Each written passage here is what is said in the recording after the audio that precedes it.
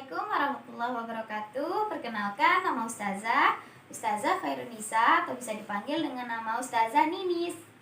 Baik, hari ini insya Allah Ustazah akan bercerita tentang keajaiban sebuah amal kebaikan. Ceritanya Ustazah ambil dari buku Muhammad Teladanku. Adik-adik tersayang, tahu nggak sih, ternyata Nabi Muhammad SAW itu jago bercerita loh. Kalau Nabi sudah bercerita, sahabatnya akan takjub dan tidak akan beranjak dari tempat duduknya sampai Rasulullah SAW menyudahi ceritanya. Nah, cerita kali ini juga Ustazah ambil dari kisah yang disampaikan oleh Rasulullah SAW. Jadi, Rasulullah mengajarkan bahwa amal soleh yang kita lakukan bisa kita sertakan pada doa-doa kita ketika memohon kebaikan kepada Allah Subhanahu wa Ta'ala. Berikut kisahnya. Alkisah, ada 3 orang sahabat yang sedang melakukan perjalanan jauh. Mereka menghabiskan perjalanan itu sampai berhari-hari.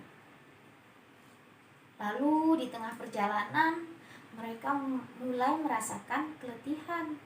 Salah satu dari mereka berkata, "Teman-teman, yuk kita istirahat dulu.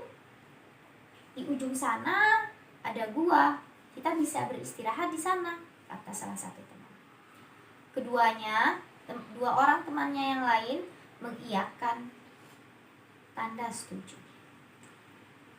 Akhirnya pada malam itu mereka beristirahat di gua. Qadarullah, atas izin Allah, keesokan harinya mereka mendapati pintu gua tersebut tertutup oleh batu yang sangat besar, sehingga mereka tidak bisa keluar dari gua tersebut. Mereka mulai khawatir, cemas, takut mereka tidak bisa keluar dari gua tersebut selama-lamanya. Stok makanan sudah mulai menipis. Lalu mereka mencoba mendorong sekuat tenaga batu tersebut. Namun berkali-kali mereka mencoba, ternyata batu tersebut tidak bergerak sedikit pun. Mereka takut, mereka menangis. Lalu salah satu di antaranya berkata, "Teman-teman, kita tidak akan pernah bisa keluar dari gua ini sampai kita memohon kepada Allah atas kebaikan-kebaikan yang telah kita lakukan." Salah satu di antara mereka mulai berdoa, "Ya Allah, dulu hamba memiliki seorang ayah dan ibu. Hamba sangat menyayangi mereka. Hamba selalu mendahulukan mereka di antara kepentingan yang lain. Bahkan setelah hamba telah memiliki seorang istri dan anak. Setiap hari hamba selalu membawakan mereka susu untuk mereka minum. Namun pada suatu hari hamba pulang kerja larut malam, sehingga hamba telat sampai ke rumah orang tua hamba. Ketika hamba mengetuk pintunya, ternyata orang tua hamba sudah tertidur sangat pulas. Dengan penuh kasih, hamba tidak berani membangunkan mereka hingga fajar menyingsing. Padahal anak dan istri hamba sudah kelaparan karena belum makan dari kemarin. Lalu ketika mereka sudah terbangun, hamba lalu memberikan susu tersebut. Dan setelah itu hamba pulang ke rumah. Ya Allah, jika dalam pandangan-Mu hal itu hamba lakukan atas keridhaan-Mu, atas mengharap ridho-Mu, ya Allah, maka bebaskanlah hamba dari musibah ini." Dan ternyata batu besar tersebut bergeser sedikit, mulai bergeser. Dan mereka senang bukan main. Tapi sayangnya mereka masih belum bisa keluar dari gua tersebut. Orang kedua mulai berdoa. Ya Allah, dulu hamba memiliki seorang sepupu wanita yang sangat cantik. Hamba sangat menyayangi ia. Namun ia tidak menyayangi hamba. Hamba melakukan semua daya upaya hamba agar ia menyukai hamba, namun hamba tetap ditolak. Hingga suatu saat datanglah musim kemarau, kehidupan serba susah. Sepupu hamba datang kepada hamba untuk meminta bantuan.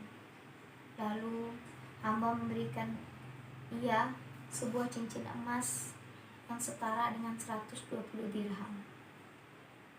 Tapi hamba memintanya agar dia mau mencintai hamba. Dengan berat hati ia mengangguk, ia mau mencintai hamba, meskipun hamba tahu itu berlawanan dengan hatinya. Ketika hamba hendak menyentuhnya, ia menepis.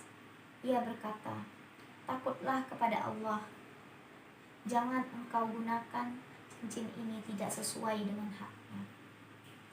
Lalu hamba terdiam, hamba pergi. Hamba tidak berani kembali mencintainya. Hamba tidak berani memaksanya kembali. Ya Allah, jika hal itu hamba lakukan hanya mengharap ridho-Mu ya Allah, maka bebaskanlah kami dari musibah ini. Dan ternyata batu tersebut kembali bergeser sehingga pintu gua kembali terbuka lebar. Mereka bertiga senang bukan main, namun sayangnya pintu itu masih saja belum cukup bagi mereka untuk keluar dari sana. Sehingga orang ketiga mulai berdoa. Ya Allah, hamba dulu memiliki banyak pekerja. Hamba selalu memberikan mereka upah sesuai dengan kerja mereka. Namun ada salah satu pekerja hamba yang pergi tanpa alasan dan tanpa sepengetahuan hamba, sedangkan upahnya belum hamba kasih. Upah tersebut hamba pakai untuk membelikan hewan ternak, sehingga hewan ternak itu semakin berkembang biak dengan banyak. Suatu hari pekerja hamba datang kembali kepada hamba untuk menanyakan upahnya. Lalu hamba menunjuk kepada hewan ternak yang sudah beranak pinak. Itu adalah upahnya.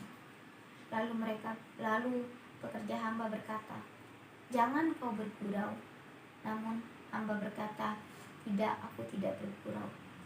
Dia mengambil semua hewan ternak itu tanpa menyisakan sedikit pun.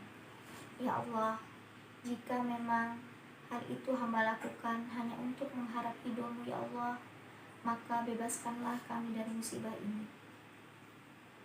Dan alhamdulillah atas izin Allah, pintu gua tersebut mulai terbuka lebar.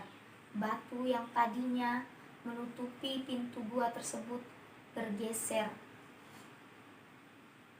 kembali, sehingga mereka semua selamat dari musibah. Jadi kesimpulannya adik-adik, jangan mengabaikan sedikit pun amal kebaikan yang kita lakukan. Mungkin bagi kita amal kebaikan itu kecil, tapi kita tidak tahu kalau bisa jadi amal kebaikan yang kita lakukan itu maknanya sangat besar di sisi Allah Subhanahu wa Ta'ala. Terima kasih. Sekian dari Ustazah. Sekian cerita hari ini. Assalamualaikum warahmatullahi wabarakatuh.